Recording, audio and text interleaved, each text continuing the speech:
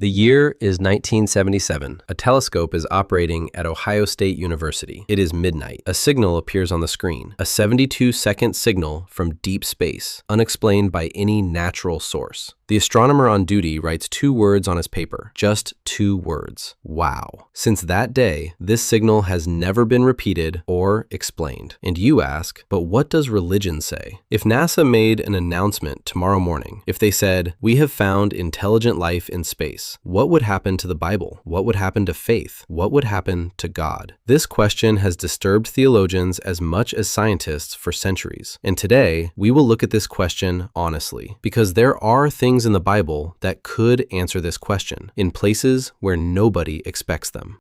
First, you need to understand this. The size of the universe is far beyond the limits of human comprehension. There are 200 to 400 billion stars in the Milky Way galaxy, and there are 2 trillion galaxies we can observe in the universe. 2 trillion. Hundreds of billions of stars in each one, and planets orbiting around every single star. Now ask yourself this: if God created this universe, all this infinity, all this vastness, all this magnificent structure, did he create it just to host one species on a single planet? Some theologians say yes, but others say something very different. And certain verses in the Bible take the answer to this question to a place different than you think.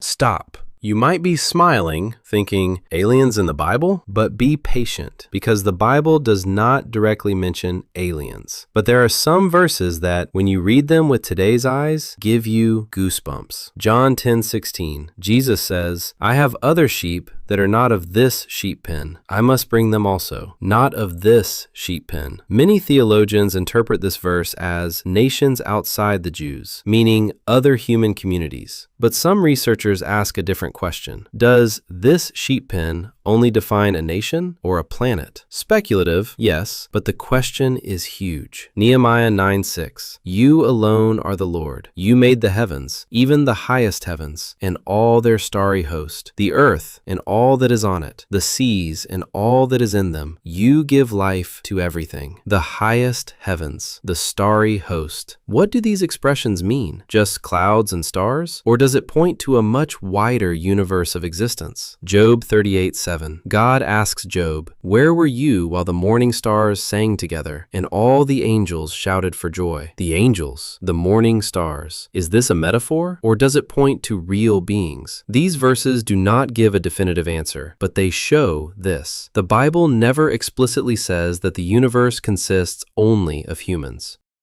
Now we come to the most controversial part of the Bible, the book of Ezekiel. Chapter 1. Ezekiel sees a vision, and the language he uses to describe this vision has astonished people for thousands of years. It begins like this: "I looked, and I saw a windstorm coming out of the north, an immense cloud with flashing lightning and surrounded by brilliant light." Then he continues, "In the fire was what looked like 4 living creatures. In appearance, their form was human, but each of them had 4 faces and 4 wings. Under their wings, on their 4 sides, they had human hands, and then the wheel. I saw a wheel on the earth beside each creature. This was the appearance and structure of the wheels. They sparkled like topaz, and all 4 looked alike. Their appearance and structure were like a wheel intersecting a wheel within a wheel, able to move in any direction, rising and descending." In the year 1968, a NASA engineer named Joseph Blumrich read this chapter. His goal was to prove the absurdity of this description, but the exact opposite happened. He performed engineering calculations, and he announced that the structure Ezekiel described was mechanically possible, and he even received a patent based on his own calculations. Blumrich wrote a book called The Spaceships of Ezekiel, a NASA engineer, not a Bible commentator. Is this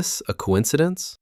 Now we step out of religious text and look at science. In the year 1961, astronomer Frank Drake developed an equation, the Drake equation. This equation was designed to calculate the number of civilizations in our galaxy with which we could communicate. Enter the variables: the rate of star formation, the probability of planets, the probability of life, the probability of intelligent life, the probability of a civilization wanting to communicate. The result? The number of potential civilizations in our galaxy ranges from tens to millions. But here is something strange about this. If there are so many civilizations, why have we not heard from any of them? This is called the Fermi paradox. Italian physicist Enrico Fermi asked this while sitting at a table in 1950. Where is everybody? This question is still unanswered, and there are several explanations for this lack of answers. Maybe other civilizations exist, but we cannot listen yet. Our technology is not sufficient. Maybe other civilizations exist, but they do not want to reach out to us. Maybe other civilizations exist, but they all destroyed themselves at some point, and we will share the same fate. Or maybe we are truly alone, and this probability is scientifically the most terrifying answer. Now I will tell you something that will truly surprise you. The Vatican took an official stance on alien life. In the year 2008, the Vatican's chief astronomer, Jesuit priest José Gabriel Funes, made a statement, and this statement shocked the world. He said, "Our alien brothers, the existence of other intelligent beings in space does not contradict God's existence. We cannot limit God's creativity." The chief astronomer of the Vatican, saying, "Our alien brothers." And in 2009, the Vatican organized an international conference on astrobiology, the branch of science that studies the search for life in space. The Church is not running away from this question. On the contrary, it is preparing. So if they are preparing, is there something they are expecting?